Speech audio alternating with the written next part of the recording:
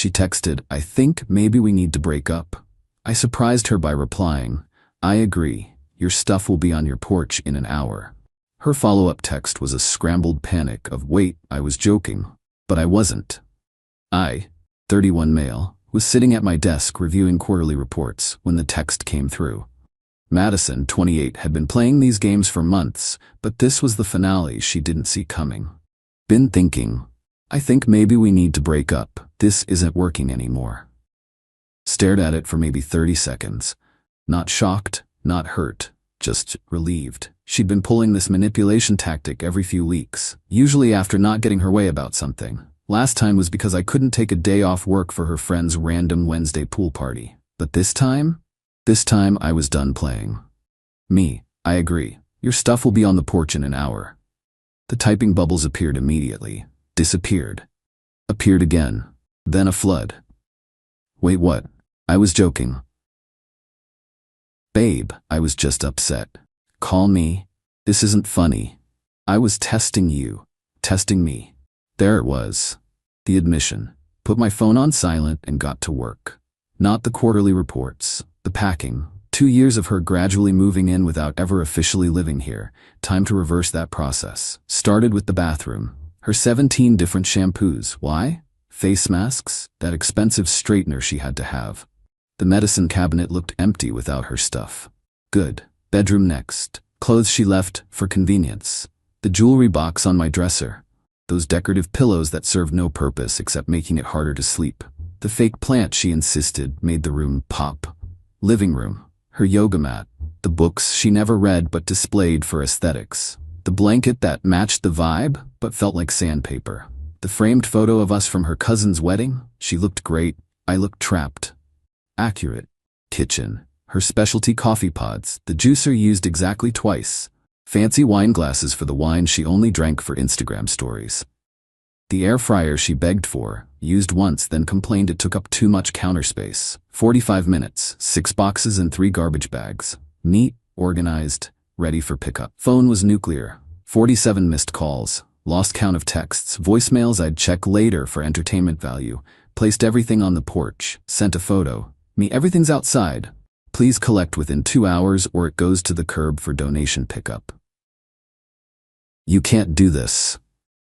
I pay rent. She didn't. She'd chip in for groceries occasionally. By occasionally, I mean twice in 6 months. I'm coming over. We're talking about this. You're overreacting. It was a joke. Joke, right?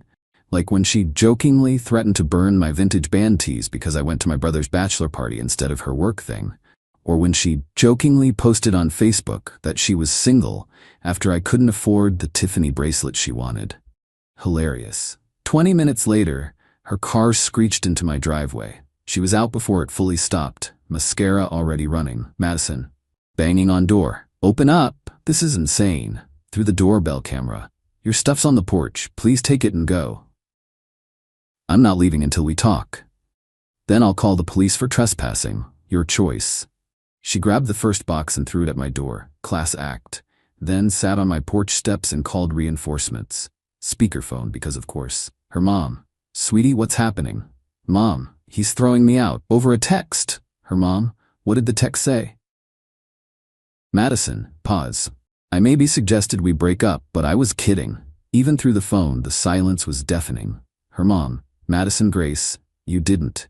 It was a test. To see if he'd fight for me. Her mom. Heavy sigh. Come home. We'll talk. Plot twist. Her mom was on my side. Love that for me. But Madison wasn't done. Oh no, this was just Act 1 of the entitlement show.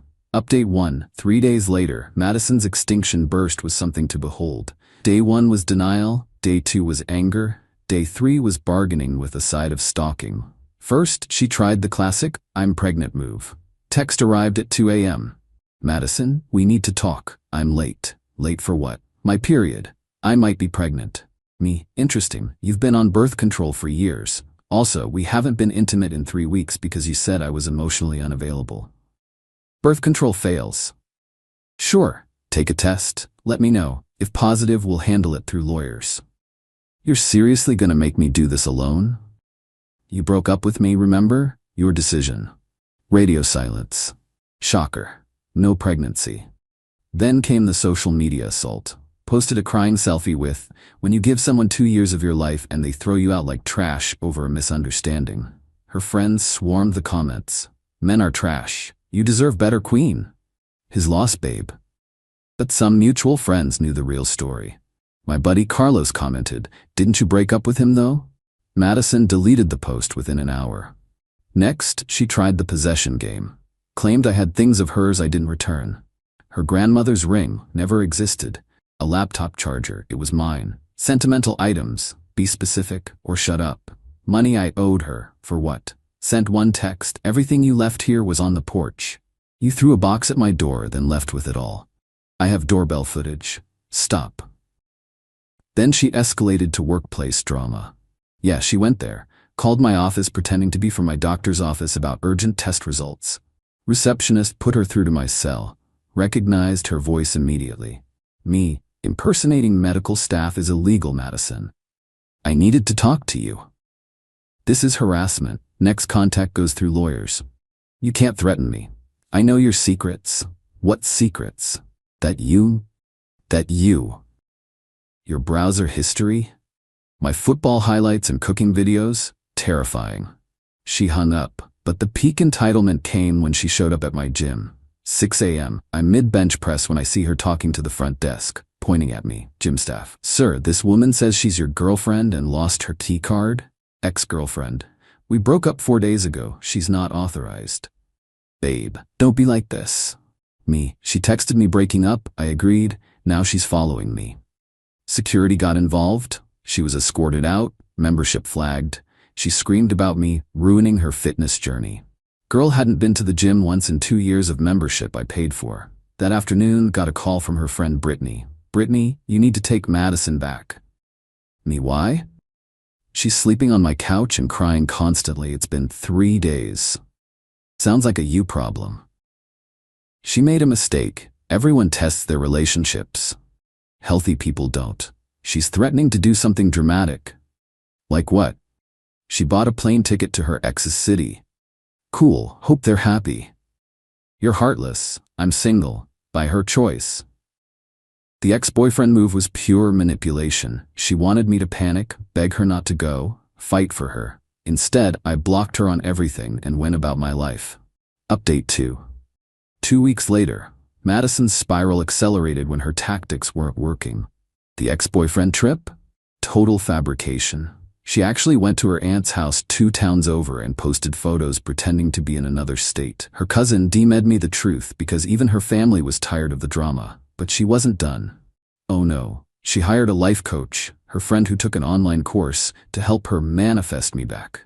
This coach, Serena, actually contacted me on LinkedIn. Serena, hi, I'm working with someone from your past to clear negative energy blocks. Would you be open to a healing conversation about forgiveness?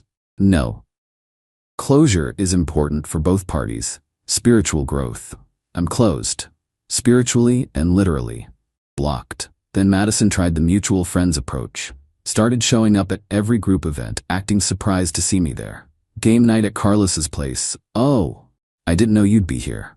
Carlos literally texted her not to come because I'd confirmed. Trivia night at our usual bar. What a coincidence. Posted about going on her Instagram story. Beach volleyball Saturday.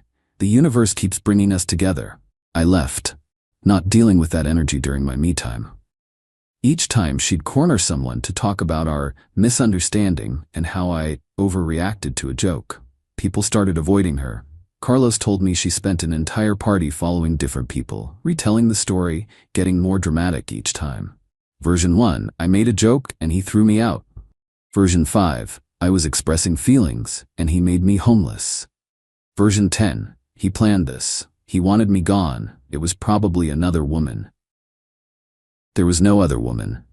Unless you count my Xbox, which was getting more attention now that I had peace. The restraining order threat became real when she started showing up at my work. Not inside, she'd learned that lesson, but outside, sitting in her car, waiting for lunch break, holding a sign that said, "Let's talk." Security noticed, HR got involved, they offered to call police. I said next time. Next time was the next day. Sign now said, "You can't ignore love." Police were called. She got a warning. I filed for a restraining order. But the absolute peak entitlement? She sent her new boyfriend to talk to me.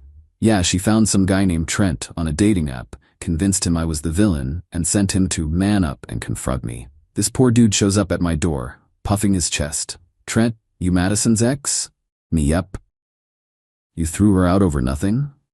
She broke up with me. I agreed. She didn't like that. Trent, she said you were abusive. She say anything about the restraining order? The what? Showed him the paperwork, the police reports, the doorbell footage of her throwing boxes, the screenshots of her admitting it was a test. Trent stood there, processing. Then bro, I'm sorry. I had no idea. She said you were stalking her. Run, Trent. Run fast. Already am. Thanks for the heads up. He left. Madison called me screaming within 10 minutes. Didn't answer, but the voicemail was chef's kiss. Apparently I ruined her chance at happiness and poisoned Trent against her. Final update. 1 month later. The restraining order was granted. Madison had to stay 500 feet away from me, my home, and my workplace. The judge read through the evidence, texts, doorbell footage, police reports, witness statements from my gym and office, and actually said, ma'am, you broke up with him. He accepted. Everything else is harassment. Madison tried to argue it was a miscommunication, and I knew she was joking. Judge asked why someone would joke about breaking up. Her answer? To see if he really loved me. Judge, that's manipulation, not communication. Order granted. But even that didn't stop her immediately. She tried working around it, sent letters through mutual friends, returned unopened, had her mom call me, blocked, created fake social media accounts, reported. Showed up at places right when I was leaving, technically 500 feet. The last straw was when she applied to work at my company. Different department, but same building. HR flagged it immediately due to the restraining order. She threatened to sue for discrimination. Their legal team shut that down quick. Through the grapevine, I heard the aftermath, lost most of her friend group when the full story came out. Brittany kicked her off the couch after the Trent incident. Parents made her pay rent to live at home. Started therapy, court mandated after violating the RO. Lost her job, unrelated to me. She no-showed after the court date. The last direct contact attempt was a letter from her therapist. An actual therapist request to help with her closure process. My lawyer responded that any therapeutic closure needs to happen without my involvement and within the bounds of the restraining order. 6 months later, life is peaceful. Dated casually, nothing serious. Focused on work, got promoted. Gym gains without drama. Replaced all her decorative nonsense with things I actually like. My place looks like an adult lives here, not a Pinterest board. Ran into her mom at a grocery store last week, awkward but civil. Her mom, I'm sorry about everything, Nolan. Madison's working on herself. Me, hope it goes well for her. Her mom, she knows she messed up, the testing thing, I never taught her that. Me, it's done now, moving forward. Her mom, you're a good man. She had a good thing. Me, had, past tense, take care. And that's it. She tested our relationship by threatening to end it. I called her bluff by agreeing. She expected me to fight, beg, prove my love through some grand gesture. Instead, I packed her stuff and moved on. The lesson? When someone threatens to leave to manipulate you, let them. If they wanted to stay, they wouldn't threaten to go. And if it's a test, it's already failed. My only regret? Not doing it sooner. Those decorative pillows really were uncomfortable as hell. Oh, and Madison? Last I heard, she's dating some guy who loves playing those relationship games. They test each other constantly. Break up every other week. Perfect match. Me? I'm testing nothing except my new barbecue recipes and whether I can beat my personal record at the gym. Both going better than any of her tests ever did.